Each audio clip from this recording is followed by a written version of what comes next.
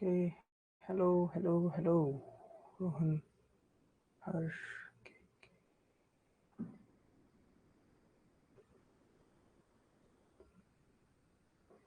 Okay.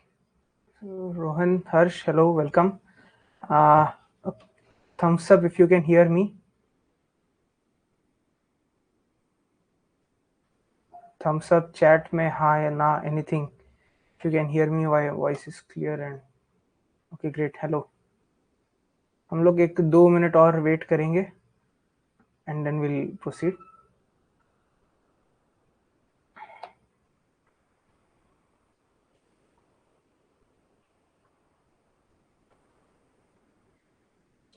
आपके और भी कोई दोस्त हो तो उनको बुला लो, है ना? ये सेशन कम्प्लीटली फ्री है. Please feel free to share the link of this session. जिसको आना है वो आ सकता है.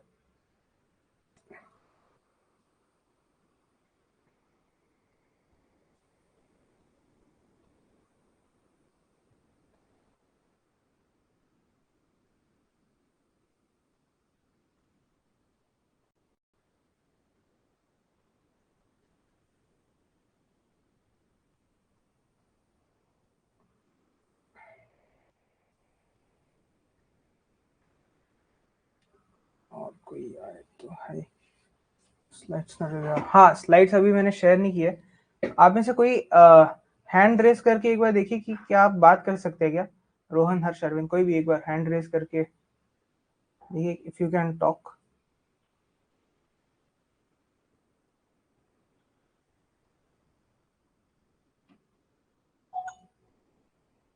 हाँ हर्ष.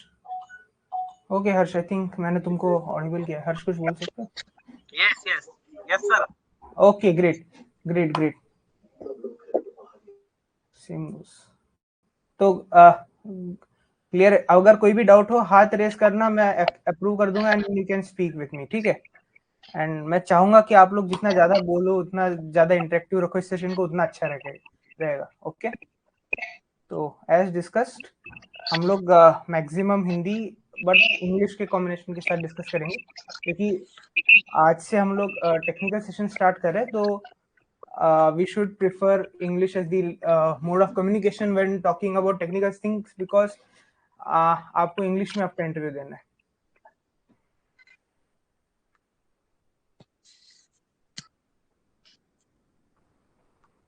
ओके. तो मैं एक आइडिया दे देता हूँ आज के सेशन के बारे में. तो आज हम लोग मास ट्रांसफर ऑपरेशंस का एक सब्जेक्ट चूज किए हैं. Mass transfer operations is the subject for today, and today we'll be discussing about distillation columns and how interview questions are framed about distillation columns. तो I will start right from the basics कि distillation column के बिल्कुल basics कहाँ से होते हैं to designing a distillation column. And in the entire process मैं आप लोगों को बताते जाऊंगा कि कहाँ कहाँ पे आपको क्वेश्चंस पूछे जा सकते हैं, how you have to answer those questions. Am I clear?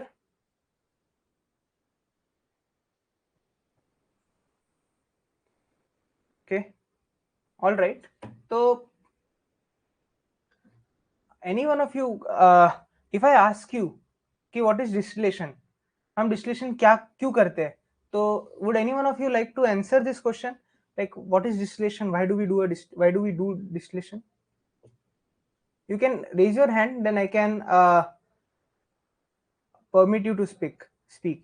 Guys, this is a interview preparation series, तो इसमें आप बोलने की भी जितनी ज्यादा प्रैक्टिस लेना चाहो ले सकते हो मास्टर क्लास में भी. तो any one of you, if you are interested, by the time I'm just starting my slides, I would like you to talk a little bit about it.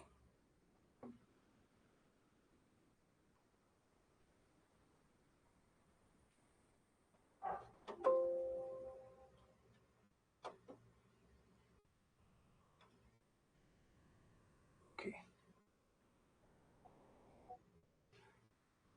Yes, Arvind. हाँ अरविंद, मैंने तुम्हारा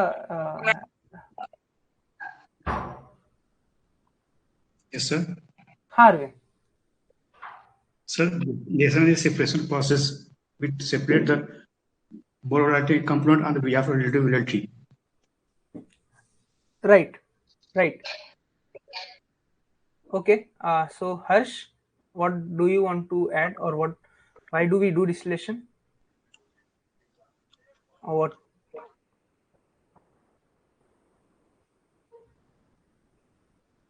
Okay, so all right, मैं बता देता हूँ. Arvind, you are right.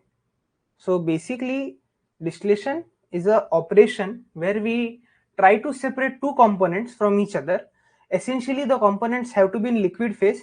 It falls under the category of vapor liquid equilibria, wherein we try to separate two liquids from each other by vaporizing it and then recondensing it. So this is the problem that we have, that need to separate two mixtures.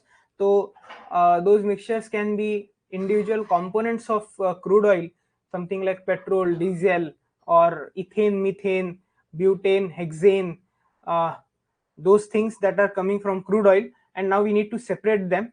Or those can be some essential elements in a particular solvent that have been extracted from somewhere and now needs to be taken out. तो ये सारी चीजों के separation के जितने भी problems है, उसको उसके लिए एड्रेस करने के लिए हम लोग डिस्टिलेशन करते हैं. Distillation is a way to separate out two liquids. तो ये कैसे करते हैं, what is the theory behind this, ठीक है, क्योंकि आप लोग टेक्निकल इंटरव्यू दोगे तो आपको उसके पीछे का साइंस, वर्किंग प्रिंसिपल्स भी पूछे जाएंगे हर इंटरव्यू में, तो हम वहां से शुरुआत करेंगे. ओके, तो इसके लिए आपको थर्मोडायनेमिक्स का वेपर लिक्विड इक्विलिब्रिया का पार्ट थोड़ा सा क्लियर करना पड़ेगा. You should know about two things, Henry's law and Raoult's law. ये दो आइडियल केसेस है, ठीक है. And with this let's start. So the problem starts with us having two liquids, A and B. So we have two components, A and B, mixed. Okay, and now I need to separate A from B. I need to have A separated from B. Okay, so how do I do it? How can I separate them? So what I use over here is the property that if I heat that liquid, it will turn into vapor. ठीक है, and this ability of turning into vapor is different for different materials. ठीक है, अगर मैं A को heat करूं और B को हीट करूं तो उनका वेपर में टर्न होने की एबिलिटी थोड़ी अलग है. Now to explain this in a very technical way, तो let's say I have a box या एक कंटेनर जिसमें A प्लस भी भरा है,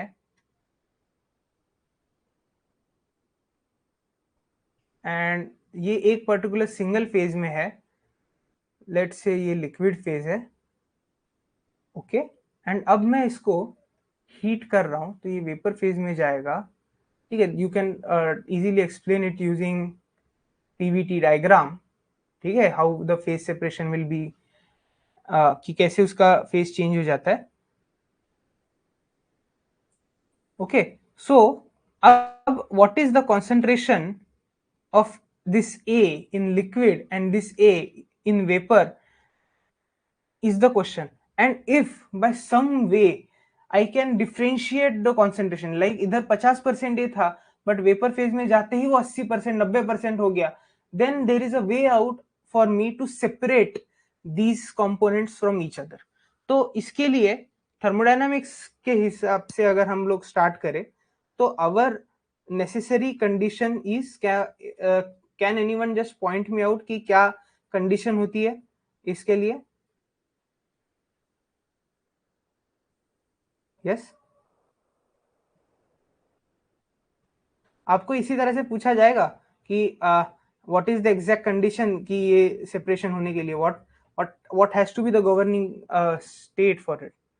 So essentially it has to be fugacity of A in the liquid phase has to be equal to fugacity of A in the vapor phase. Rather I can write this as phase 1 and this as phase 2. ये starting point है इस topic का. ठीक है, is it clear? You can just say yes or no. Chat. Arvind, please answer. Okay, is it clear guys?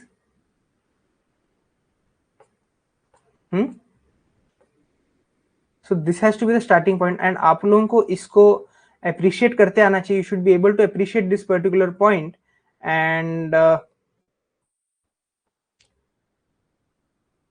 right, clear, okay, great. किसी को कोई भी डाउट हो तो यहाँ पे पूछ लो, क्योंकि आपके इंटरव्यू के क्वेश्चंस में ये एक पॉइंट हो सकता है, ठीक है. वो डिस्टिलेशन से थर्मोडायनामिक्स पे जंप कर सकते हो, कर सकते हैं. They can start asking you in more detail what is the science behind it, and yeah, and then this particular thing will become the starting point, will be the only starting point for you guys. आप लोगों को समझते आना चाहिए. You should be able to understand where they are hinting, ठीक है. And then you will have to write fugacity is equal to, है ना, partial fraction in vapor phase times pressure times phi, which is a function of temperature, pressure and the environment, ठीक है. And then gamma a x a equal करो, ठीक है. And then you will come up with a nice relation, like something like this. One is liquid, इसलिए मैं इसको left hand side में ही लिख रहा हूं, ठीक है. ये यहां से ये लाना, ये आपको करते आना चाहिए वहां पे. इसके लिए you guys should go back and look into thermodynamics. You can refer to Koretsky's book, ठीक है. मैं चैट में उसका नाम लिख दे रहा हूं, ठीक है. You can refer to that book. Koretsky has a very nice discussion on this. It's a book on thermodynamics, ठीक है. Or you can also refer to Smith Van Ness, but Koretsky has somehow explained it in a very nice manner. अब second thing जो quantify करती है, now let's go towards the engineering aspect of this question, कि now we appreciate that this A and B, ठीक है क्या है, that's my style of speaking, man. Now let's say I have this a and b, and इसका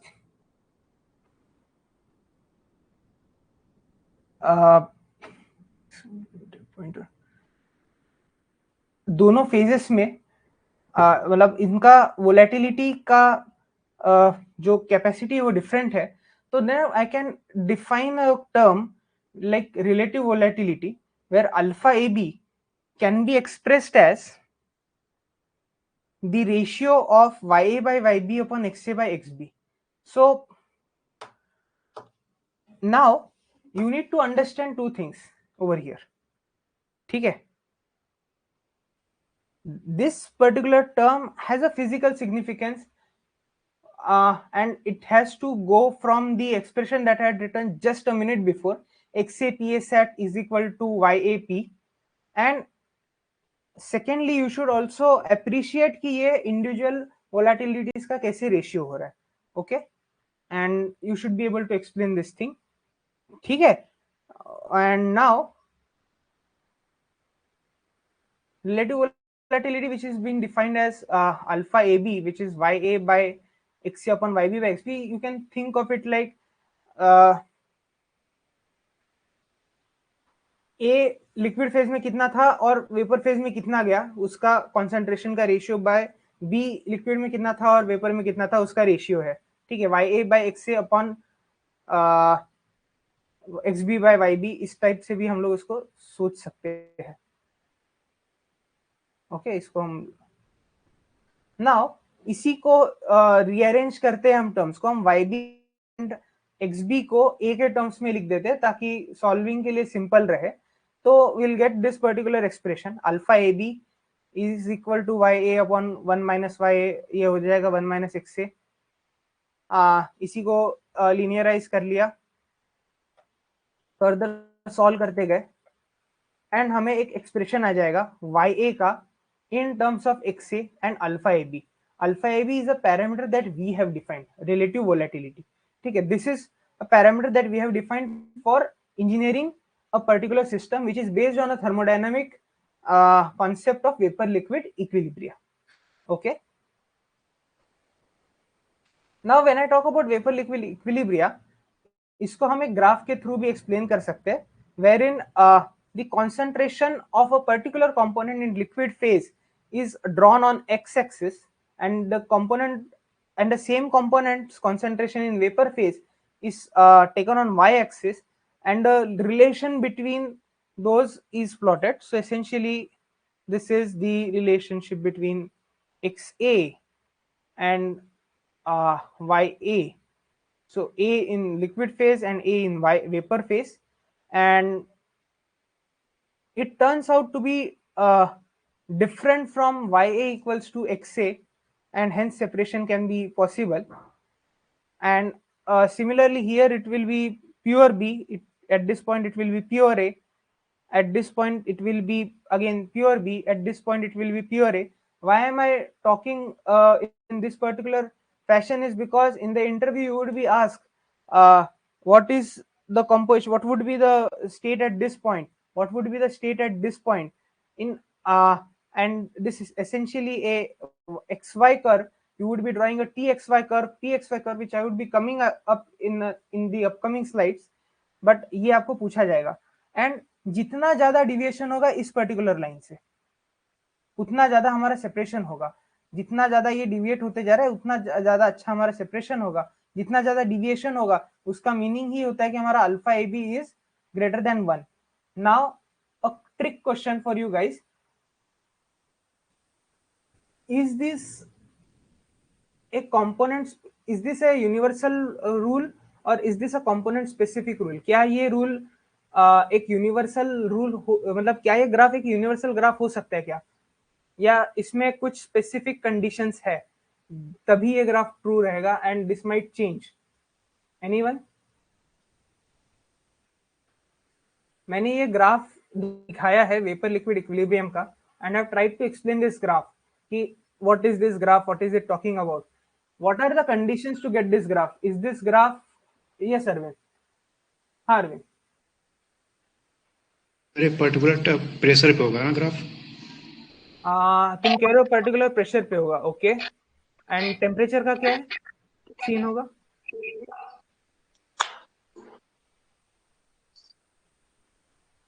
Arvind, and what about temperature?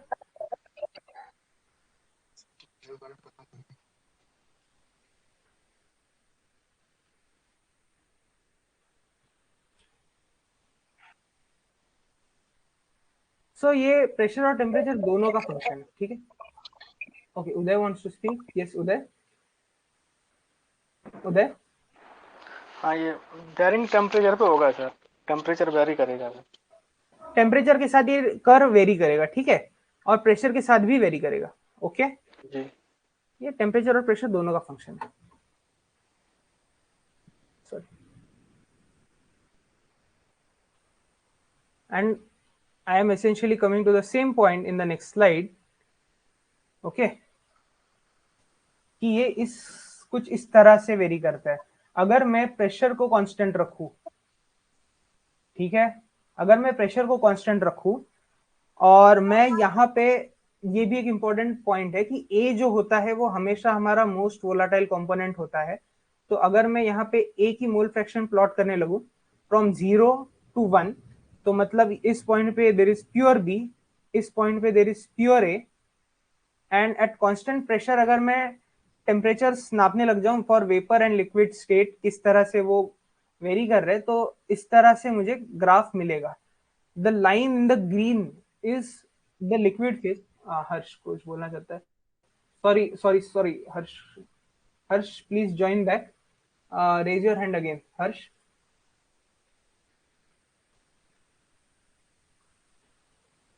Sir duty जाना है.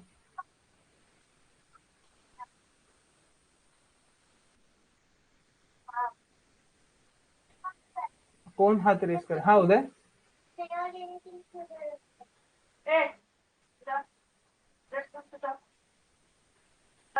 उदय तुम कुछ बोलना चाह रहे हो?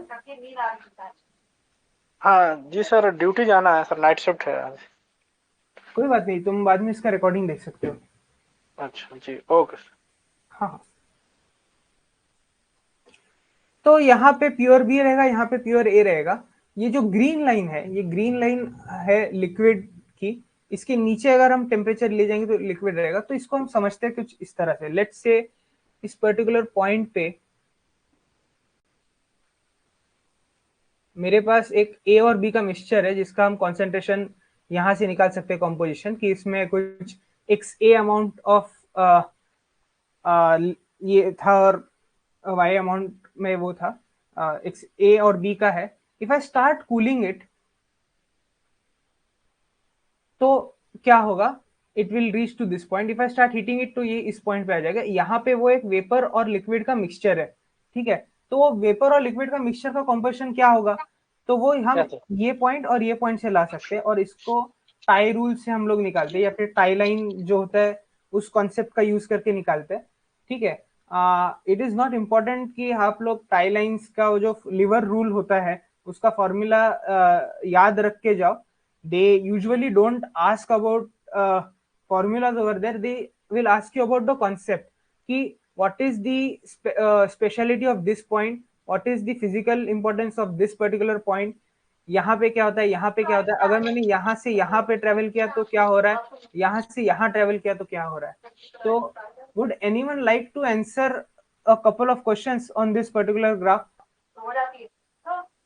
लेट्स से आपको इंटरव्यू में पूछा गया है कि draw T X Y curve, इसको टी एक्स वाई कर्व कहते हैं। तो इस पे क्या क्या सवाल पूछे जाते हैं, तो I will be giving a demo of the questions. Anyone would like to volunteer? Can raise your hands. Harsh, हाँ हाथ रेज करो, हर्ष आ जाओ। अरविंद ने हाथ रेज किया, ओके। हाँ अरविंद, तो what is this particular point in the graph? B point का बॉइलिंग पॉइंट है, बी ओके, कंपोनेंट। और ये ए का बॉइलिंग पॉइंट हो जाएगा, correct? Yes sir, yes sir. What are the points R and Q if I am at point P? Sir R is a saturated liquid point sir है, आपकी वजह से saturated vapour point है sir. क्या क्या क्या? Sir Q is saturated vapour वहां पे। नहीं, अगर I am at P, तो what is R and what is Q for it? Sir R and Q is at equilibrium sir, R liquid phase में है, क्यू वेपर फेज में। हाँ, वो इसका इस पर्टिकुलर पॉइंट का वेपर फेज और लिक्विड फेज का कॉम्पोजिशन बता रहा है इक्विलिब्रियम पे, ठीक है। Okay great, that's these are all the things that can come. And इसी को अगर आपने कांस्टेंट टेम्परेचर बनाया तो ग्राफ कुछ इस तरह से होगा, जहां पे लिक्विड इधर आएगा, वेपर इधर आएगा, यहाँ पे पार्शियल प्रेशर, ठीक है। एंड ये ग्राफ आपको यूज होगा, बट क्योंकि हम डिस्टिलेशन का इंजीनियरिंग स्टडी करने वाले हैं आगे, तो वो ग्राफ नेसेसरी नहीं है, तो मैंने अपने स्लाइड्स में नहीं रखा है। बट आपको अगर पूछा गया तो आप उसको बना सकते हो। सेकेंड, एक और चीज जो यहाँ पे ध्यान रखनी है कि आपको इस पर्टिकुलर ग्राफ से ये ग्राफ बनाते आना चाहिए, ठीक है। ये दोनों एक दूसरे को कॉम्प्लीमेंट करते हैं। Okay, so now let's talk about distillation. So basically distillation is separation of volatile component from less volatile component.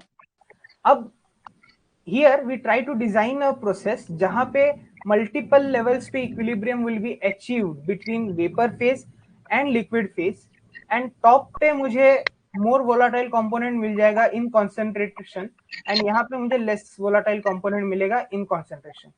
Now क्योंकि मुझे एक प्रोसेस रन करनी है जिसमें कंटिन्यूसली एक इनपुट रहेगा और एक आउटपुट रहेगा, तो I have to give a feed also to it. And the designing question that everyone asks in the interview is कि फीड पॉइंट कहाँ रखना है, how to take out the products and so on so forth. तो general terminology ये है कि distillate जो है वो उसी को हम टॉप प्रोडक्ट को ही हम डिस्टिलेट कहते हैं, and it is rich in more MVC. Bottoms जो है वो एक लेस वोलाटाइल प्रोडक्ट है और उसको हम बॉटम कहते हैं।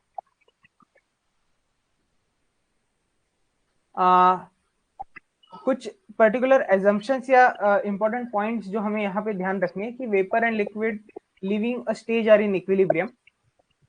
जो डिजायर्ड सेपरेशन है वो एक बार इक्विलिब्रियम अचीव करते हुए ना होते हुए मल्टीपल स्टेजेस में इक्विलिब्रियम अचीव होते हुए होता है। And there is a concept of reflux. मतलब हो क्या रहा है कि मैंने यहाँ पे एक फीड डाली, ठीक है, आई एम हीटिंग इट, तो there is a equilibrium between liquid and vapour that has been form. इसका वेपर मैंने आगे पास कर दिया, इसका लिक्विड मैंने नीचे पास कर दिया एक ट्रे के थ्रू। फिर अगेन यहाँ पे मैंने इक्विलिब्रियम किया, अगेन मैंने यहाँ पे इक्विलिब्रियम लिया और आगे लिया। अब वेपर तो ऊपर गया, फिर इसको लिक्विड कहाँ से मिल रहा है? तो जो हमारा प्रोडक्ट था उसमें से एक पार्ट हमने वापस अंदर भेज दिया, वो कंडेंस करके लिक्विड की तरह। तो इस तरह से सेपरेशन हो रहा है। हाउ इज इट हैपनिंग, ये हम मैथमेटिकली थ्रू एक्सप्रेशंस आगे देखेंगे एंड ग्राफिकली भी समझेंगे। ओके कुछ थंब ऑफ रूल की चीजें ये है कि liquid always flows from top to bottom over the stages, vapour flow from bottom to top through the over the stages, ठीक है। एंड इसका operating pressure is controlled by adjusting the heat. ये particular points जो यहाँ के हैं ये थोड़ा सा आपको पूछा जाएगा, एंड जब हम पॉइंसन-सेवरेट्स मेथड को थोड़ा और डिटेल में डिस्कस करेंगे तब आप इस पॉइंट को और अच्छे से अप्रिशिएट कर पाओगे। अब जनरली कभी भी इंटरव्यू में प्रॉब्लम किस तरह से फ्रेम होगा, अगर they are going towards more of designing of distillation thing, तो they will say, let's say we have given feed, composition and state of the feed, like feed is liquid, feed is mixture of liquid and vapor, feed is vapor, feed is superheated vapor या super cooled liquid। 5 type के states होते हैं feed के, ठीक है। और उसका composition कि उसमें ए 50% है, 40% है, एंड उसका फ्लो रेट। सेकेंड गिवन में क्या देते हैं, वो कहते हैं कि आइदर मुझे लीस्ट वोलेटाइल कंपोनेंट का अमाउंट इतना चाहिए, या मुझे टॉप प्रोडक्ट का इतना अमाउंट चाहिए, या फिर मुझे 99% ए टॉप में चाहिए एंड लेस देन 5% मेरा बॉटम्स में जाना चाहिए ए का, एंड बी का मुझे एटलीस्ट इतना फ्लो रेट चाहिए। तो इस तरह से आपको प्रॉब्लम फ्रेम करके देंगे। अब we talked about the reflux that is always happening within the column, ताकि उसको continuously हम रन कर सके। तो एक रिफ्लक्स रेशियो के बारे में बताते हैं। हर्ष was raising hand. हर्ष और Arvind, you can speak.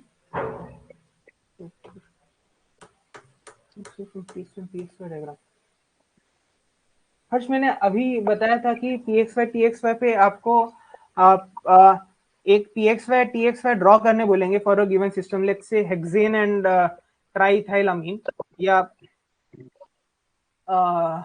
Butane and someone, और benzene and some other compound. फिर उस पर्टिकुलर ग्राफ में, let me go back,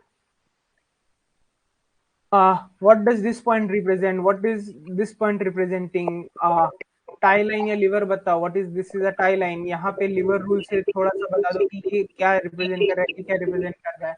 and then इस ग्राफ से एक्स वाई कर्व बनाओ, या पी एक्स वाई से एक्स वाई कर्व बनाओ, ये आपको पूछेंगे। Then they can also ask one more thing कि अगर मैं इसका प्रेशर चेंज करूँ तो ये ग्राफ कैसे होगा, ये ऐसे जाएगा और ये ऐसे जाएगा,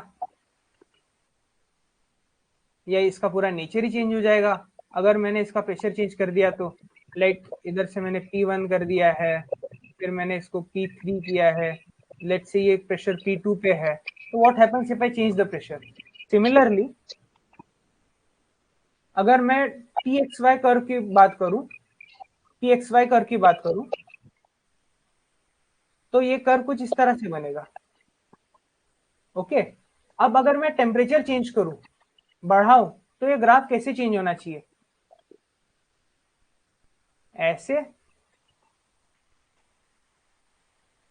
या इन द ऑपोजिट डायरेक्शन। ये ऐसी इस डायरेक्शन में जाता है बाय द वे, एंड दूसरी केस में नीचे आने लगता है। तो आपको वो चीजें उधर एक्सप्लेन करते आनी चाहिए। I think I have answered your, okay clear, great.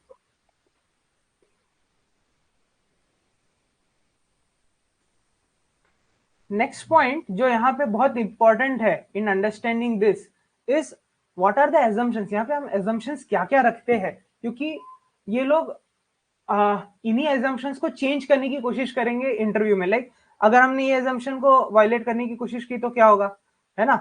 तो first is equimolar overflow in rectifying and stripping section, equimolar latent heats of two component. तो जब भी आप मैकेथिले से सॉल्व कर रहे हैं प्रॉब्लम, तब latent heat of the component जो है वो उसमें उसको हम इक्विमोलर लैटेंट हीट्स लेते हैं, ठीक है। मतलब कि जैसे अगर मैंने एक बाउल है जिसमें मेरे पास इथेनॉल और वाटर का मिक्सचर था, I little bit added water to it और इथेनॉल टू इट, तो लैटेंट हीट चेंज हो सकती है because of the change in environment that particular water or ethanol molecule will be facing when it goes in there, तो उससे latent heat change हो सकती है। तो that effect is being neglected, ये assumption है मैकेथिले का। एंड इन्हीं को सॉल्व करने के लिए हम बाद में कॉन्शन-सेवरेट मेथड का यूज करते हैं, ठीक है। This is the point. And heat of solutions is also negligible. Column pressure and reflux ratio are fixed, वरना ये प्रॉब्लम सॉल्व नहीं हो सकता है मैकेथिले से। तो to start with the problem आप लोग क्या करोगे, वील टेक द कॉलम, हम एक ओवरऑल मटेरियल बैलेंस लगा देंगे। F is the feed that is incoming to the column, B and D जो है वो बाहर निकल रहे हैं कॉलम से, तो F is equal to B plus D. Then हम पर्टिकुलर कंपोनेंट ए के लिए बैलेंस लगाएंगे, F into mole fraction of that component is equal to b into mole fraction of that component plus d into the mole fraction of that particular component. Reflux ratio, अब यहाँ पे क्या हो रहा है, यहाँ से कुछ L मात्रा में लिक्विड जा रहा है, ठीक है, सॉरी कुछ अमाउंट में वेपर जा रहा है, इसको हम कंडेंस कर रहे हैं। कंडेंस करके जो लिक्विड बना उससे एक पार्ट लिक्विड हमने बाहर निकाल लिया एंड बचा हुआ लिक्विड हमने वापस अंदर डाला ताकि अंदर के प्रोडक्ट को हम और अच्छे से सेपरेट कर सके, ठीक है। तो reflux ratio is essentially what is sent back to the column upon what is taken out of the column, okay. क्योंकि हम हमेशा बेसिस में वो लेते हैं विच इज प्रोडक्ट, ठीक है, पर केजी ऑफ प्रोडक्ट कितना होगा, पर केजी ऑफ रिएक्टेंट कितना होगा, तो पर केजी ऑफ प्रोडक्ट या पर मीटर क्यूब ऑफ प्रोडक्ट हम लोग उसका रेशियो लेते हैं। इसीलिए ये याद रखने के लिए भी आपको सिंपल रहेगा कि हम लोग हमेशा पर केजी ऑफ प्रोडक्ट से ही चीजें देखते हैं। तो what is sent in per kg of what is taken out is the reflux ratio R, okay. Now अगर मैं रेक्टिफाइंग सेक्शन की अगर सिर्फ बात करूं तो V1 is the amount of vapor that is coming out of the column.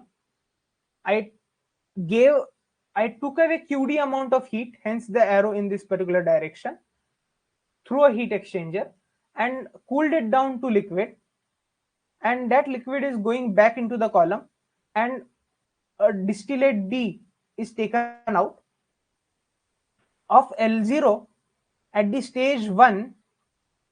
it is contacted with V1 sorry V2, तो इस पर्टिकुलर ट्रे पे V2 आ रहा है और यहां से L0 आ रहा है, ये दोनों इक्विलिब्रियम में आएंगे एंड देन L1 नीचे जाएगा और V1 ऊपर जाएगा। सिमिलरली इस पर्टिकुलर ट्रे पे जहां पे मैंने वेपर और लिक्विड का कांटेक्ट बनाया है, Vm+1 whatever that tray, sorry let's say this was tray 1 and अगर ये tray 2 होगा तो let me correct it with ink, तो यहां पे V3 आ रहा है और L1 आ रहा है जो एक दूसरे से कांटेक्ट में आ रहा है एंड इक्विलिब्रियम में L2 एंड V2 बाहर निकल रहे हैं। Similarly for mth tray Vm+1 and Lm-1 contact में आ रहा है एंड Lm एंड Vm बाहर निकल रहा है, ठीक है। Any doubts in this so far? अगर हो तो आप पूछ सकते हो। I'll wait for 10 seconds and then I'll move ahead.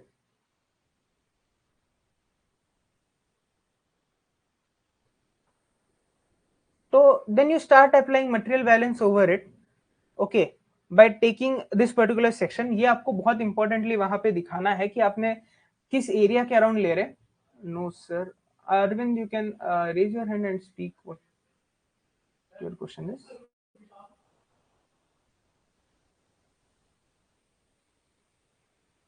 Arvind, you can chat your question or I mean type your question. Yeah, you can speak.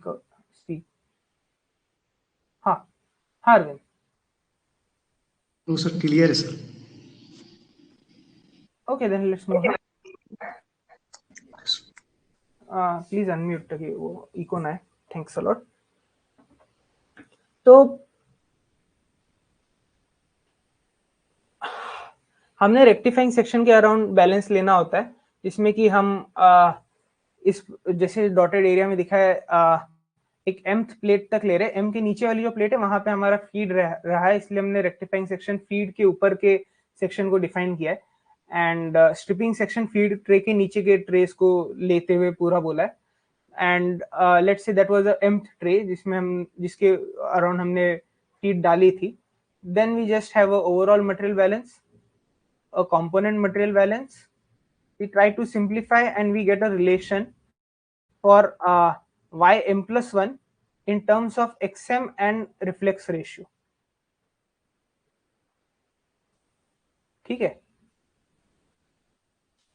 अब if I just go back, this is the xy curve that we had seen earlier.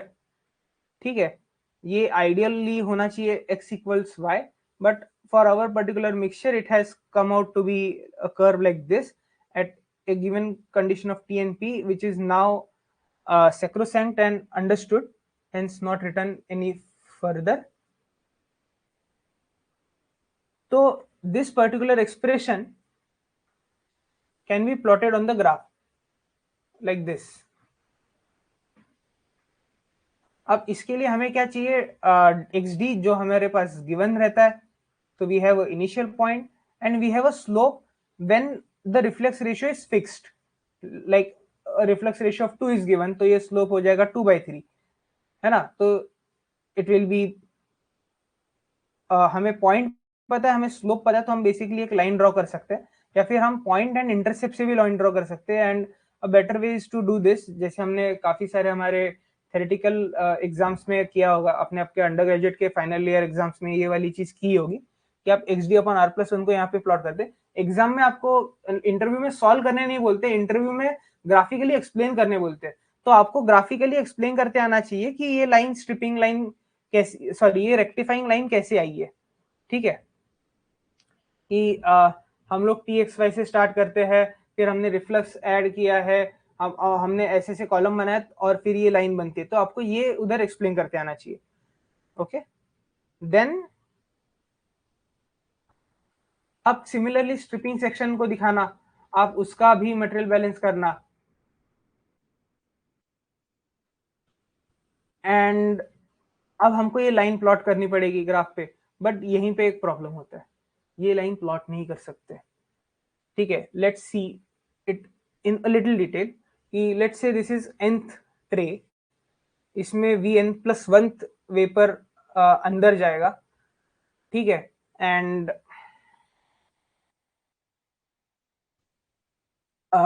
B is the liquid that is going out, Ln is the liquid that is coming out from equilibrium from this nth tray.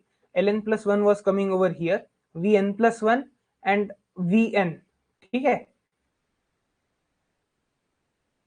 Vn is leaving out. So I'll just draw the tray, like this is the tray n.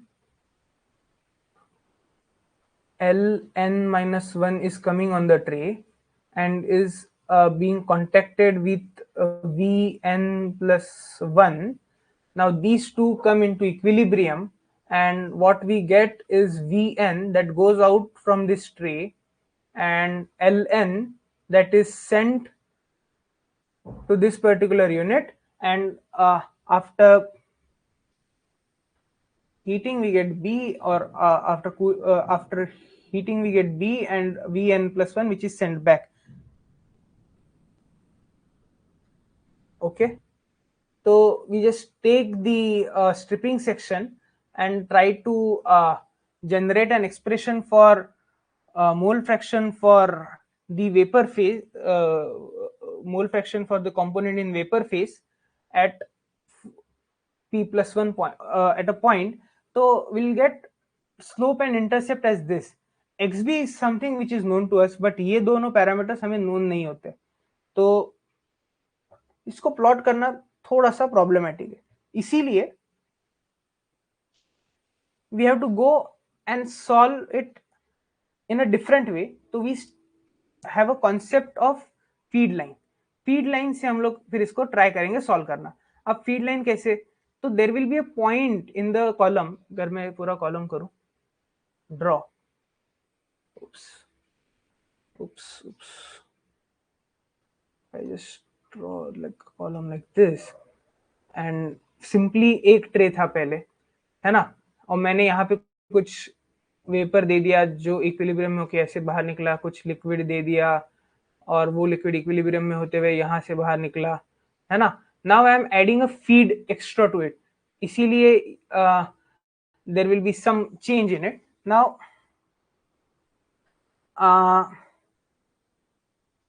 We have to understand कि वो feed किस तरह से liquid and vapour में split होगी, ठीक है. And Q is the fraction जो बता रही है उस particular चीज को, and you try to calculate that. So what is Q? Q is the number of moles of saturated liquid formed on the feed plate by introduction of 1 mole of feed. अगर मैंने यहाँ पे feed डाली तो how is feed changing the dynamics over there? क्या वो vapour को suppress करके ज्यादा लिक्विड बना रही है या वेपर को हेल्प कर रही है by just heating more of the liquid? तो Q will talk about that. तो यहाँ पे आपको एक हाथ दो क्वेश्चन पूछे जाते हैं डिजाइनिंग में कि क्यू के क्या क्या कंडीशंस होते हैं, तो आपको सिंपली बताने होते हैं ये चीज है जो मैंने इधर स्लाइड करी है. 5 कंडीशन होती है, Q equals 1, Q equals 0, Q greater than 1, Q less than 0, या क्यू 0 से 1 के बीच में रह सकता है. तो क्या होता है, तो अगर क्यू इज इक्वल टू 1 तो बेसिकली ये सैचुरेटेड लिक्विड है, मतलब वो बहुत ज्यादा ठंडा लिक्विड है. इट्स लाइक मैंने ठंडा पानी डाल दिया है और उसने ऊपर जाने वाले बाफ को भी कंडेंस करके उधर ही लिक्विड बना दिया है, ठीक है.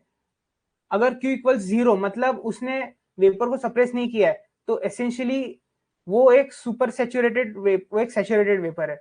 सबकुल लिक्विड मतलब बहुत ठंडा पानी, सुपर हीटेड वेपर, या it's a two phase feed, मतलब मैंने पानी और बाफ का मिक्सचर ही उसमें डाल दिया, समथिंग लाइक दैट. एंड इससे अब हम स्ट्रिपिंग लाइन को ड्रॉ कर सकते हैं based on the Q conditions. ये आपको एसेंशियली इंटरव्यू में एक्सप्लेन करना होता है कि what will happen to this, है ना. ग्रेटर देन 1 के लिए ये लाइन ऐसे क्यों आती है, इक्वल टू 1 पे क्यों आती है, 0 to 1 पे condition 0 and less than 0. And then the most important thing that they try to ask you is number of plates कैसे डिसाइड होते हैं. तो बेसिकली आप रेक्टिफाइंग लाइन इक्वेशन बनाओ, फिर आप ये फीड का एक स्लोप दो, ये पॉइंट आ गया, इस पॉइंट को इस पॉइंट से ज्वाइन करो, आपको ये क्यू लाइन थी, ये आपकी स्ट्रिपिंग लाइन इक्वेशन आ गई. एंड देन आप सिंपली स्टार्ट करो, यहां से you move towards y to get the equilibrium concentration of vapor phase. You get down to know the equilibrium concentration in the liquid phase.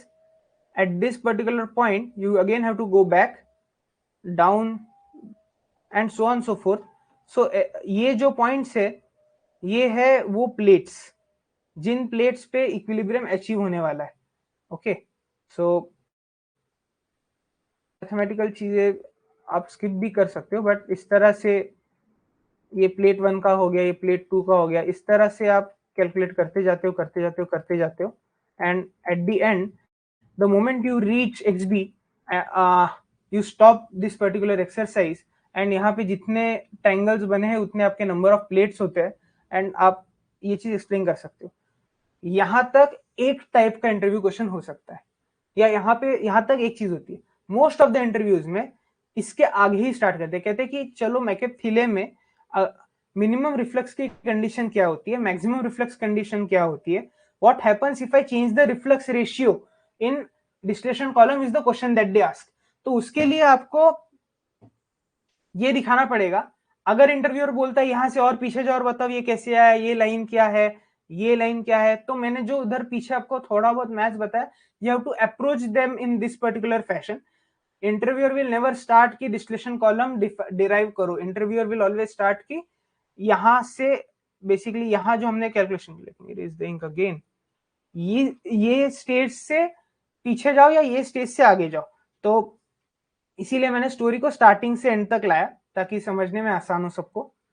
अब what happens if I start reducing the reflux ratio, ये line का slope change हो जाएगा, ये intercept नीचे आते ये line ऊपर जाने लगेगी, करेक्ट। बेसिकली इंटरसेप्ट बड़ा होते जाएगा क्योंकि आर छोटा हो रहा है ना, तो ये लाइन ऐसे ऊपर जाएगी। एक पॉइंट आएगा जब ये लाइन क्यू लाइन और ये इसका इंटरसेक्शन इस पॉइंट पे आ जाएगा, एंड यहाँ पे कुछ तो प्रॉब्लम होने वाला है, क्योंकि अगर मैंने क्यू लाइन और इसका इंटरसेक्शन इस पॉइंट पे हो रहा है तो ये कुछ इस तरह से बन जाएगा। Sorry, mind my drawing, very sorry. And अगर अब मैं इन दोनों का सेपरेशन करने की कोशिश करूं तो मैं कभी भी इस पॉइंट तक पहुंच ही नहीं पाऊंगा। मतलब if I start reducing the reflux ratio, I would never be able to reach XB after a particular point.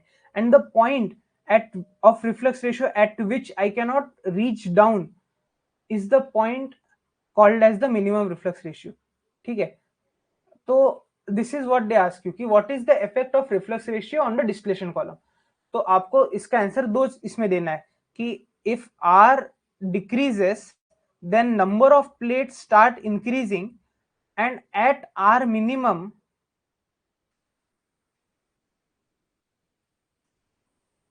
n tends to infinity, and by the meaning that n tends to infinity, separation which is desired cannot be achieved. Is the problem clear to everyone? You can raise your hands or you may unmute and ask. If you raise your hands or just type yes, then I will move ahead.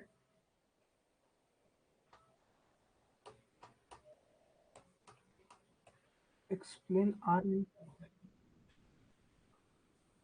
Yes, Arvind. Yes sir. Sir एक doubt है।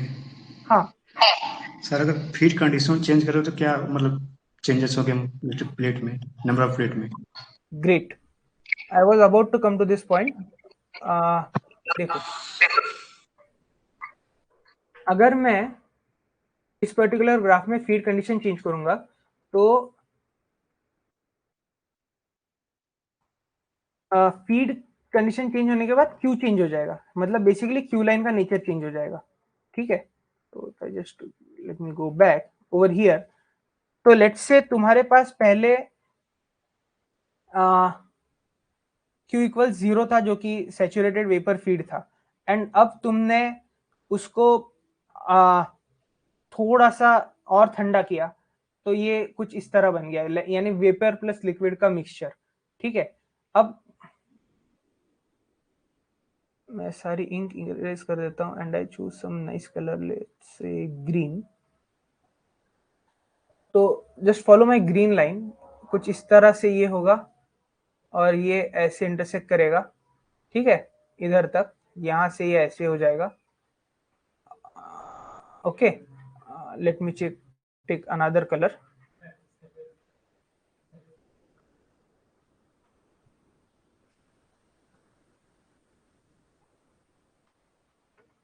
And अब अगर ये line और ऊपर ऊपर जाएगी तो नंबर ऑफ ट्रेस बढ़ने लगेंगे, एंड ये आप ग्राफिकली भी उनको दिखा सकते हैं। जनरली उनको यही ग्राफिकल प्लस मैथमेटिकल ही चाहिए होता है। तो यहाँ पे जैसे कितना है, 1 2 3 4 5। Let me erase all the ink again. Let's say ये लाइन इस तरह है ना, ये लाइन ऐसी ही है, ये इधर से इधर आ गई, एंड अब तुम्हारे ट्रे देखो 1 2 ये यहीं पे आ रहा है 3 4 5 6, इस तरह से ट्रे बढ़ जाएंगे, ठीक है। And you can explain this by graph. और अगर ऊपर जाने लग गया तो फिर किस तरह से वो चेंज हो गया, you have to explain it in that way. जैसे अगर मान लो इनका इंटरसेक्शन यही हो गया और फिर ये दूसरी लाइन ऐसे आ जाएगी, तो 1 2 3 4, इसमें भी एक कैच है, ठीक है। There is nothing called as a linear relation in this feed का वर्सेस नंबर ऑफ ट्रे का। It is like a relation something like this,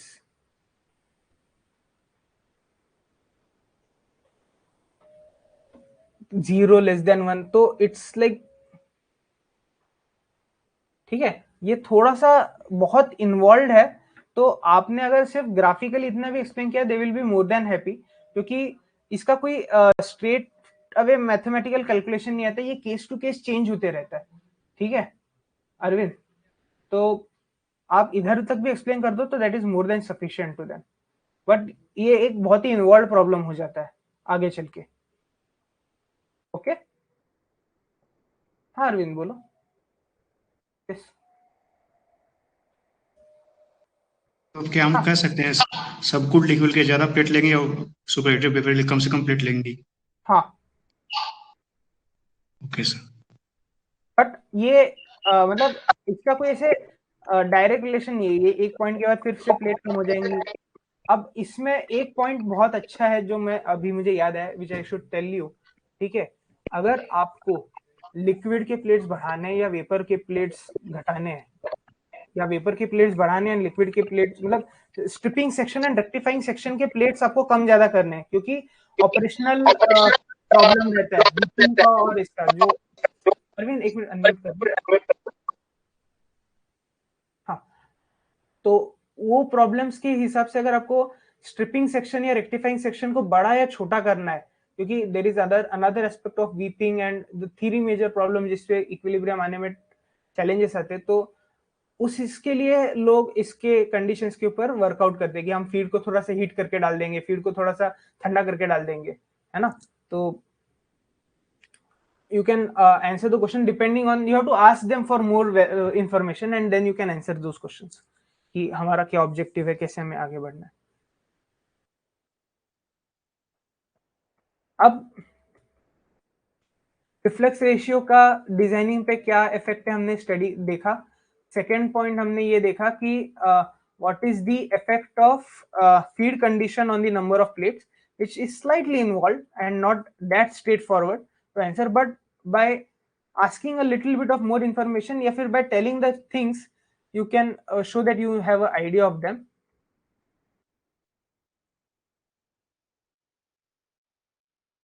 And what happens if we cross the line, ये भी separation is not feasible beyond a point. Second ये होता है, now we talk about non-ideal case. Whatever we talked till now was an ideal case. Now what if we have non-ideal solutions, तब क्या होगा? Again we go around with the same concept and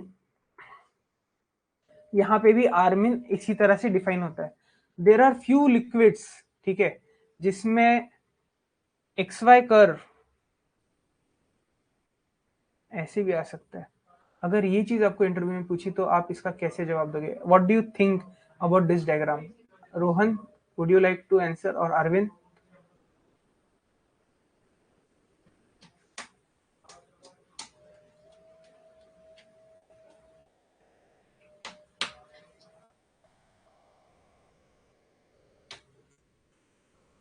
अगर कोई मुझे कल आके पूछता है, या कोई, if I am asking you in your interview, draw XY curve, you drew a curve like this, I said what if the curve is like this?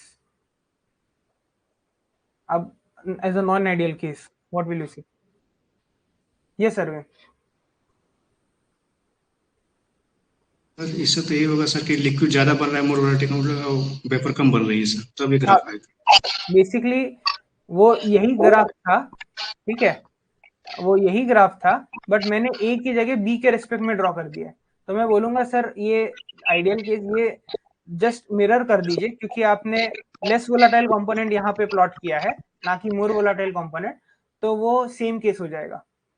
तो this is another way to जज whether you know that it is a more volatile component or not, मतलब do you know what is actually plotted on the x-axis or not, which I had discussed in the very starting of the lecture. Okay, तो इस they can ask you in like a twisted way of asking the same question कि आप ऐसे होगा तो क्या होगा. Okay, इसमें भी नाउ दे आस्क यू कि नॉन आइडियल होगा तो क्या होगा, you will draw X Y curve like this, फिर again you will try to solve it, कहोगे जिस पॉइंट पे वो टच करेगा फर्स्ट टाइम उसी पॉइंट पे आपका आर मीन आ जाएगा. Then they will ask you what is the condition of total reflux. ठीक है, मीनिंग दैट मैं कोई प्रोडक्ट बाहर ही नहीं निकाल रहा हूँ, जितना मेरा ऊपर वेपर बन रहा है I am just again sending it back. जो भी मेरा नीचे लिक्विड आ रहा था I am heating and again sending it back to the column. What will happen in that case? तो this line will come down to x equal to y, and then at this particular point of total reflux you will get minimum number of plates. Okay, at this particular point of total reflux you will get minimum number of plates. So essentially R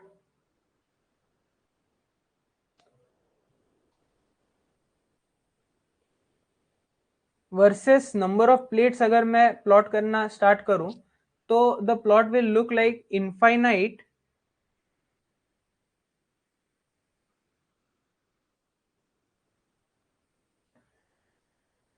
so basically this is the point of r equals 1 and यहाँ पे it is coming down to some particular value n minimum.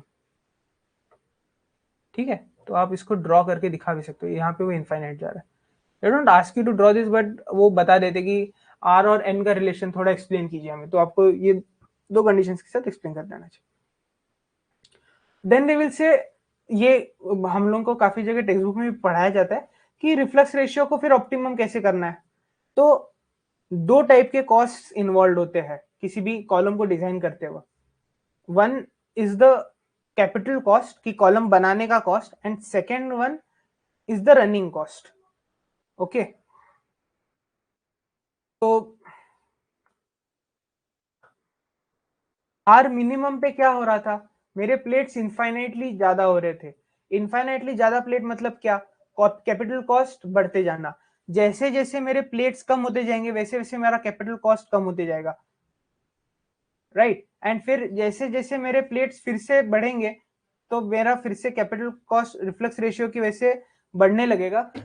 अब आप कहोगे क्यों sir, तो इसका जवाब ये है, ये स्लाइड इंक्रीज का, कि देखिए यहां से आगे प्लेट्स तो कम हो रहे हैं बट क्योंकि रिफ्लक्स रेशियो बड़ा है तो volume that the distillation column has to handle is increasing. तो बड़े वॉल्यूम को बड़ी वेसल लगेगी. Now bigger vessel means bigger material, इसीलिए स्लाइड इंक्रीज. ये स्लॉगिश है एज कंपेयर टू दिस, ये स्टीप है, ये स्लॉगिश है.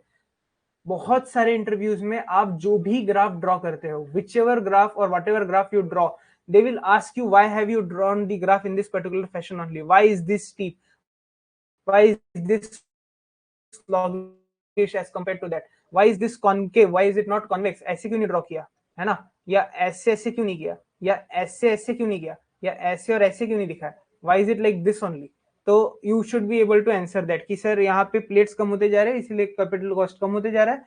बट एक पॉइंट आया जहां पे क्योंकि रिफ्लक्स रेशियो बढ़ते जा रहे हैं, मतलब volume that particular distillation column has to column needs to handle for a given separation parameter is increasing. Essentially capital cost is increasing. This is sluggish as compared to this. आप खुद सोच सकते हो कि 1 लीटर की Bisleri bottle है और 10 litre की बिस्लेरी बॉटल है, एंड उसी बिस्लेरी के बॉटल में बहुत सारे प्लास्टिक के प्लेट्स ऐड करते जाने हैं. तो प्लेट्स की कॉस्ट क्योंकि वो परफोरेटेड है उसके वजह से प्रेशर ड्रॉप और ये तो वो बढ़े ज्यादा चेंज लाएगा rather than increasing the volume of the vessel. And you must have done this in some or the other course of chemical engineering in your curriculum. And second is the operating cost. And sum of these two costs will essentially give me a total cost, and the point of R at which the total cost is minimum is the R optimum, and we try to run the plant or the distillation column at that particular optimum. Now I would like to ask you guys, why is this operation cost in this particular fashion? Can anyone help me answering this particular question? What all things you think are happening because of which this curve has to be drawn like this, or what according to you can be the correct way to draw this curve?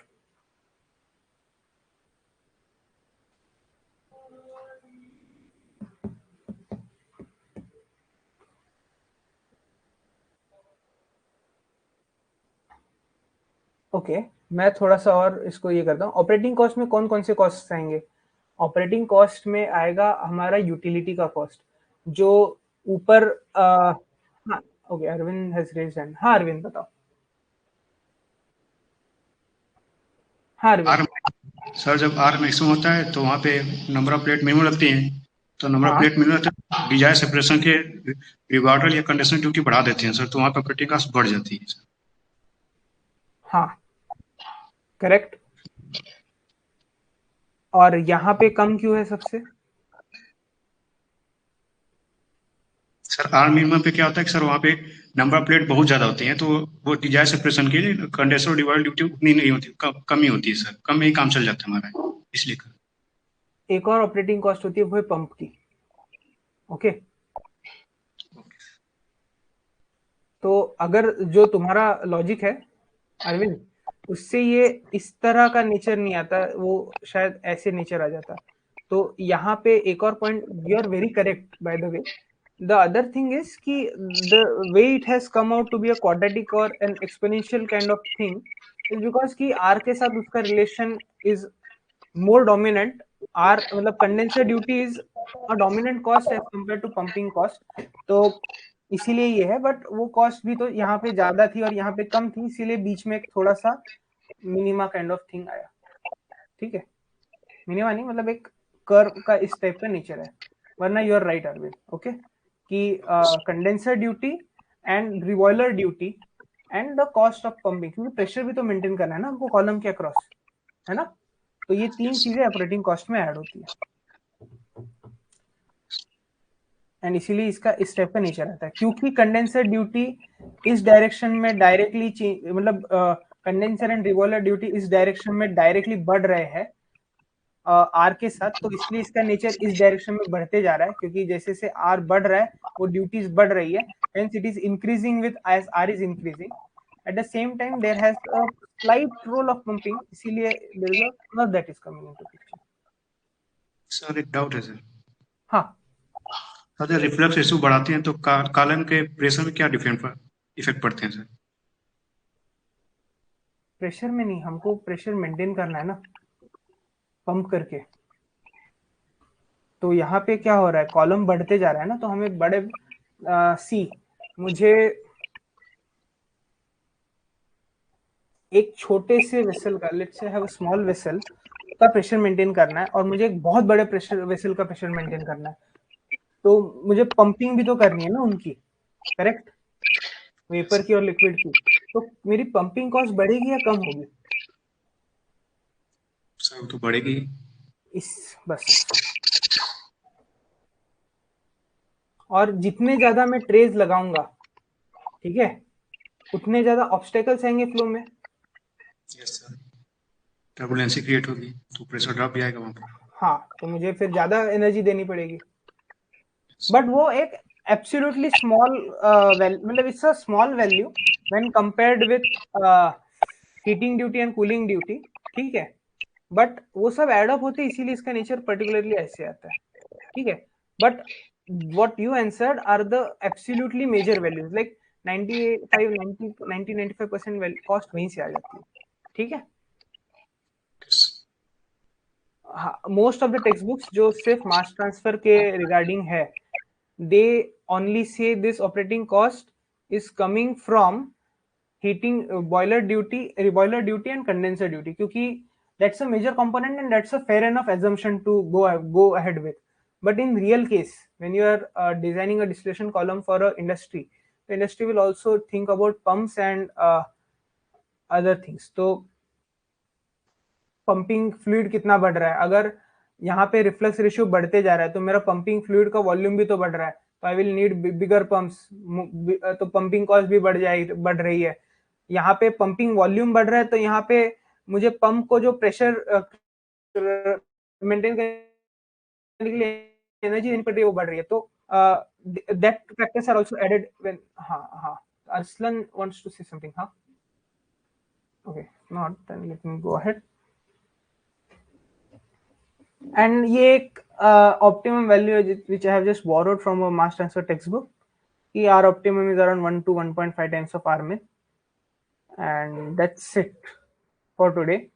सो आज के agenda में I told you about distillation process which is essentially having its roots from vapor liquid equilibria।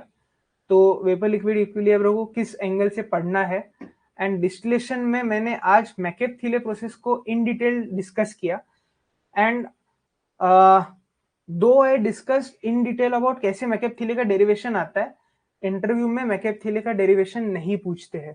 They will start with questions like R optimum क्या होता है, R के साथ number of plates कैसे change होते हैं, और एक्स वाई कर्व ड्रॉ कीजिए एंड बताइए नंबर ऑफ प्लेट्स कैसे आप उससे निकालोगे। And then based on the interviewer वो आइदर पहले के डायरेक्शन में मूव करेगा कि जिसमें आपको स्ट्रिपिंग सेक्शन या रेक्टिफाइंग सेक्शन का ये ड्रॉ करके बताना पड़ेगा, और they will give you smaller questions like feed condition अगर चेंज होगी तो क्या होगा, या फिर रिफ्लक्स रेशियो चेंज हो रहा है तो फिर बताओ कॉस्ट का कैसे इफेक्ट आएगा, and things like that। हाँ अरविंद। सर मैकेब-थिले का सर मेन एम क्या है सर?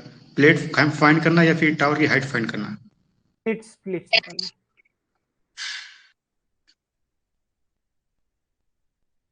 मैंने एक second,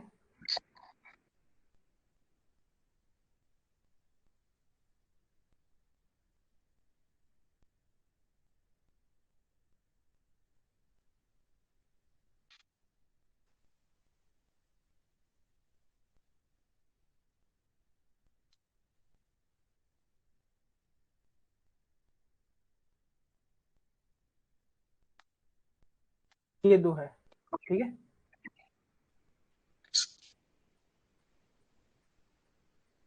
What is the ideal location for feed tray and number of plates required?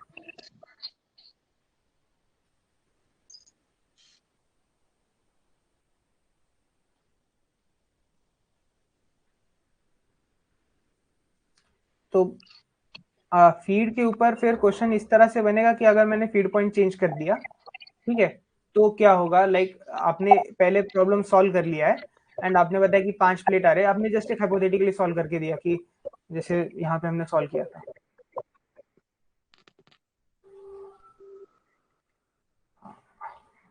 हमने ये प्रॉब्लम यहाँ पे सॉल्व कर दिया था, ठीक है, पूरा ये सारी इक्वेशंस के साथ।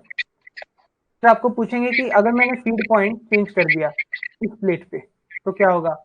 आपको सिंपली फिर बताना पड़ेगा कि आपको फीड वैल्यू चेंज करनी पड़ेगी, या फिर बेसिकली फीड के नेचर के साथ फीड की प्लेट फिक्स हो जाती है, ठीक है। अब अगर आप इसको यहाँ शिफ्ट कर रहे हो तो you have to then handle it in that way. Okay, all right. Rohan अगर आपको और कुछ पूछना है, या अरविंद अगर तुम्हें और कुछ पूछना हो तो। Sir subject regarding sir doubt साहब। हाँ सर जैसे हमने हीट ट्रांसफर फेवर सब्जेक्ट करना चाहते हैं सर, लेकिन जब वहाँ बात में क्वेश्चन देखने पूछे हुए ना, तो हीट एक्सचेंजर जो पोर्शन है वो सर समझ नहीं आ रहा है। कोई प्रेशर का वेरिएशन का, टेम्परेचर का वेरिएशन का, वेलोसिटी, मतलब वैसा तो हम देखे ही नहीं कहीं पे। नहीं, मैं तुम्हारी बात समझ, कैन यू प्लीज रिपीट।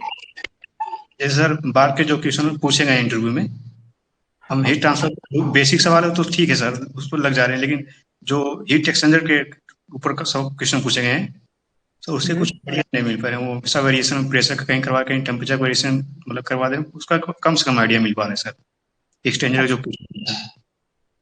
उसके लिए आप ना रिचर्डसन कुलसन वॉल्यूम 6 रेफर करना। ठीक है, मैं आपको एक आइडिया दे देता हूँ। वैसे मैं ये वाला सेक्शन हम लोग लेने वाले इन डिटेल, तो बट क्योंकि तुमने पूछा तो मैं थोड़ा आइडिया देता हूँ। देखो, कैपिटल यू निकाला जाता है सबसे पहले, overall heat transfer coefficient. Okay,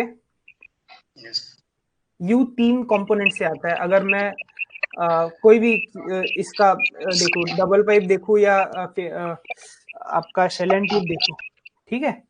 first inner fluid, second outer fluid का H, एंड सेकेंड जिस मेटल शीट के अक्रॉस कंडक्शन हो रहा है जिससे वो हीट ट्रांसफर हो रही है उसका ओवरऑल के इक्विवेलेंट क्या आ रहा है, ठीक है। H hot, H cold and K,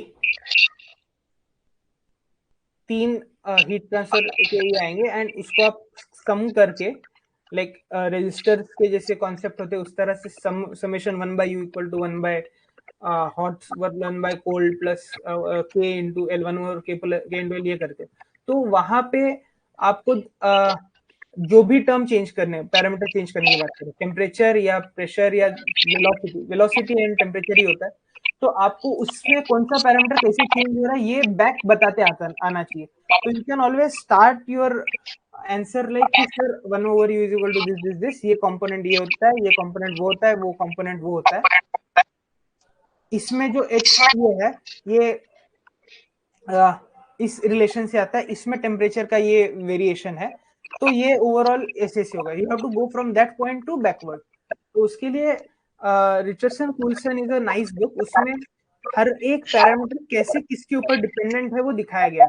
and मैं जब भी आने वाले 1 या 1.5 हफ्ते में ये वाला लेक्चर लूंगा हीट एक्सचेंजर डिजाइन का, तो मैं again I will start the story from scratch कि how a heat exchanger is designed, कैसे कैसे कौन सी चीज किस किस पैरामीटर पे डिपेंड करती है। एंड देन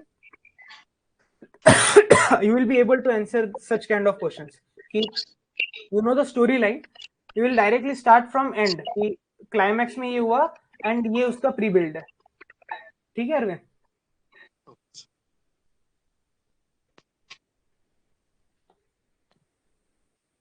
जैसे Reynolds number two the power 0.8 होता है ना।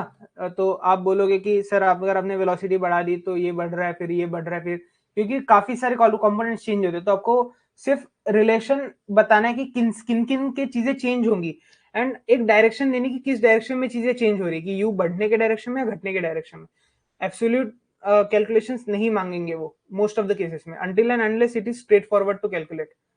Okay, something like diameter of the tube is halved, तो क्या होगा, वो गेट का क्वेश्चन है, वो आप लोग भी सॉल्व कर सकते हो, ठीक है। To the power something something आ जाएगा। बट पासेस बढ़ा दिए, पासेस घटा दिए, इनको आपको सिर्फ लॉजिकली एक्सप्लेन करते आना चाहिए कि ये कॉस्ट बढ़ जाएगी, वो कॉस्ट बढ़ जाएगी, यू बढ़ सकता है। And questions will be like let's say Arvind we are running a heat exchanger and it seems I'm not having active connection. Anyone can confirm if I'm live?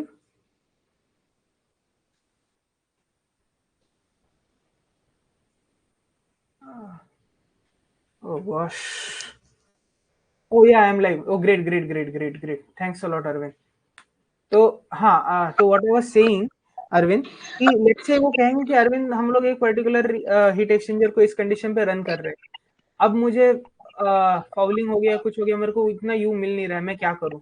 या फिर मैंने एक हीट एक्सचेंजर डिजाइन किया, मुझे जितनी हीट ड्यूटी चाहिए थी उतनी ड्यूटी तो मिल रही है बट प्रेशर ड्रॉप बहुत ज्यादा हो रहा है, तो मैं क्या कम करूं या क्या बढ़ाऊं।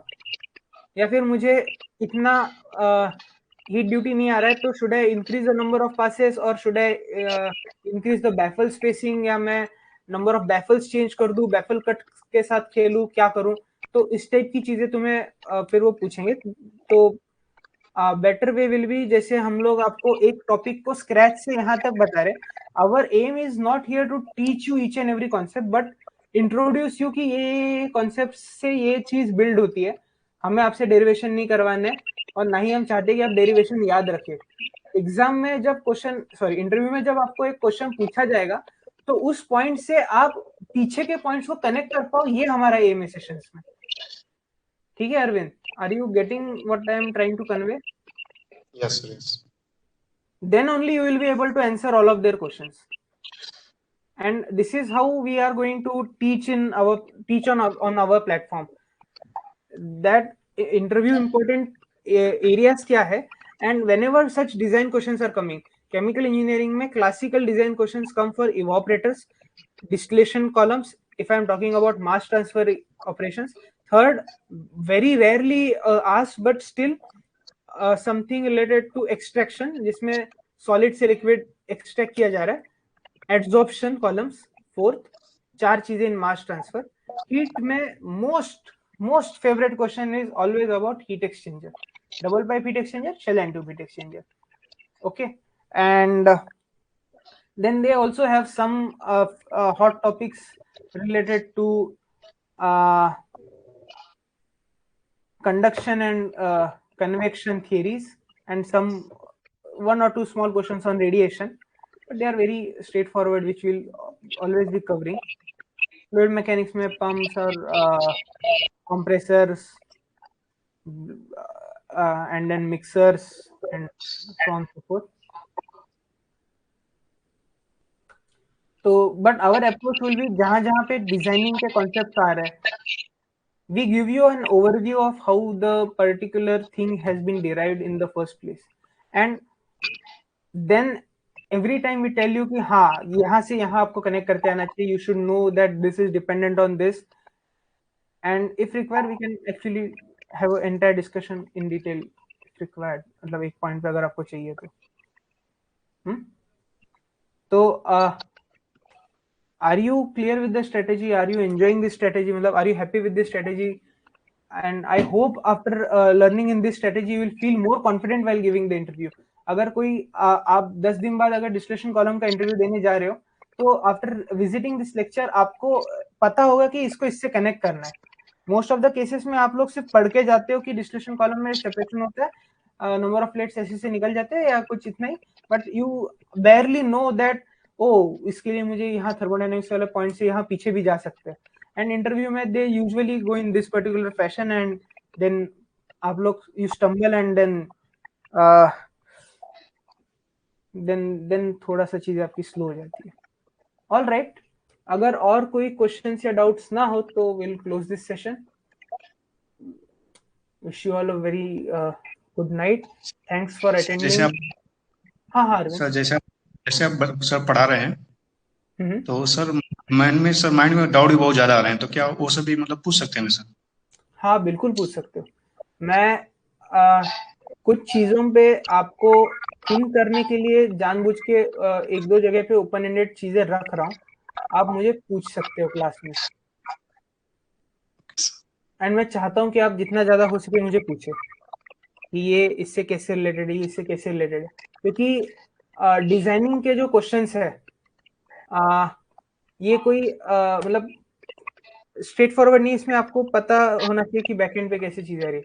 And I literally like that today there was a nice discussion, there were many questions being asked by you guys, and I hope I was able to answer them. And the very fact कि आप लोगों को questions आ रहे हैं, that means कि आप मेरे साथ थे and you are actually understanding the discussion topic. Okay, तो क्वेश्चंस आएंगे.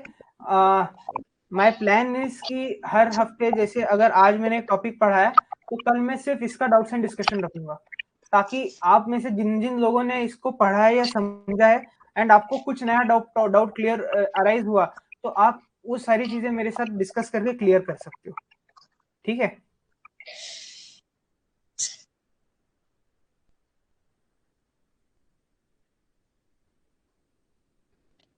तो इन दैट वे आपको मैक्सिमम बेनिफिट मिलेगा. हर बार मैं मास्टर क्लास में जब भी पंप्स या कंप्रेसर जैसे टॉपिक होंगे जिसमें थ्योरेटिकल एस्पेक्ट बहुत ज्यादा है, तो वहां पे तो कभी आपको ज्यादा डाउट आएंगे नहीं, क्योंकि थ्योरी ज्यादा इन्वॉल्व है उसमें कि ये टाइप होता है, ये डिफरेंशिएटर है ना, ये ऐसे ही होता है, ये ऐसे ही होता है. यहाँ पे डिजाइनिंग है, यहाँ पे our job is to make you think, to give you direction and solution also to that direction.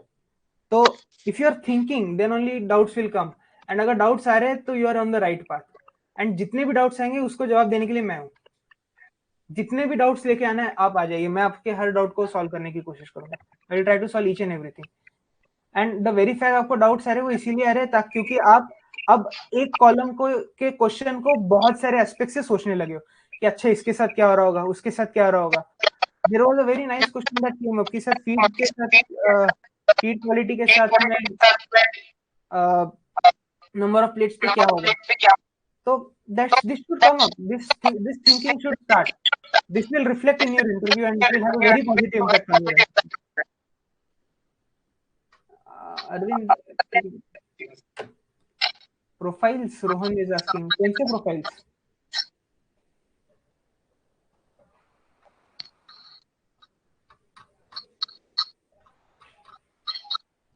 जैसे बार के क्वेश्चन देखते हैं ना सर, मतलब इंटरव्यू वाले, हाँ तो ऐसा लगता है जैसे सर 30 या 40% ही अपने पास जवाब, और 60% या 50% तो आ ही नहीं रहे क्वेश्चन, ऐसे लगते हैं मतलब।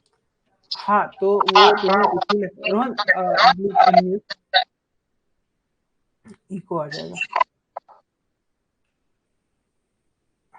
हाँ, तो ये इसीलिए तुमको लगता है ऐसे क्योंकि तुम लोग हर चीज का एक पर्टिकुलर फिक्स पैटर्न में आंसर लेके जाते हो। What is pump? Anything that can give energy to fluid, जिससे fluid को velocity या फिर एक flow and pressure मिल सकता है। And then if I ask what is the synergy between them या कुछ distillation column में R optimum, R minimum, total R, ये कंडीशन सबको थोड़े बहुत पता होते हैं, लेकिन नॉन आइडियल केस में क्या होगा, कॉस्ट में क्या क्या पैरामीटर्स इंक्लूड होते हैं। मैंने एक फ्लिप वाली चीज दिखाई, ये इससे वे वापस जाके दिखाओ, या थर्मोडायनामिक्स में अगर मैं घुस जाऊं तो आपको लगेगा अरे यार ये कहां से क्या हो गया। आपको you are not able to link those dots. See our chemical engineering branch is so intrigue, इतना एक दूसरे से कनेक्टेड है ना हर सब्जेक्ट। मैं इस पूरे प्रिपरेशन में आपको वो कनेक्शन से इंट्रोड्यूस करना चाह रहा हूँ। I am trying to make you think in those lines, ताकि जब आप इंटरव्यू में देने जाओगे आप उसको बता सकते हो इंटरव्यूअर को कि यस आई नो कि ये सब कैसे लिंक है। Interviewer is not asking you for exact answer, they want to see your approach, how well you have the command over the subject. तो that is the thing. In HTO profile, I'm not getting heat transfer operations profile, temperature profiles की अगर तुम बात कर रहे हो रोहन, तो I will have a very nice 15-minute content for that. I will take it in like a week or so, maybe जैसे मैं हीट ट्रांसफर स्टार्ट करूंगा उसके बाद आप आराम से कोई भी उसके प्रोफाइल्स ड्रॉ करना स्टार्ट कर सकते हो। लाइक मैं दो तीन स्पीयर दिए, यहाँ पे टेम्परेचर से, यहाँ पे ठीक है, वो स्ट्रेट फॉरवर्ड टॉपिक था, वो बहुत आराम से हम लोग मतलब ल्यूसिड इसमें कंप्लीट करेंगे। बट डिजाइनिंग के क्वेश्चंस में I want you guys to think in as many directions as possible, क्योंकि मैंने स्टार और स्मार्ट जो पिछले क्लास में बताया था उसमें यही बोल रहा था मैं एंड में कि आप इंटरव्यू के पहले जितना प्रिपेयर कर सकते हो प्रिपेयर करो, इंटरव्यू में जाके नया आंसर बनाने की कोशिश करो। तो try thinking of all the permutations and combinations now, ताकि इंटरव्यू में अगर कोई भी उन्होंने क्वेश्चन पूछे तो आपको एटलीस्ट कॉन्फिडेंस रहेगा कि yes I had given a thought of it, thought over it, तो आपको काफी अच्छे से इसका आंसर कर जाएगा। Okay, all right. If there are no more questions, we'll close for today. A very good night to all. Thanks for joining, and I'm eagerly waiting to see you all in the next session. Tata, bye bye. Good night.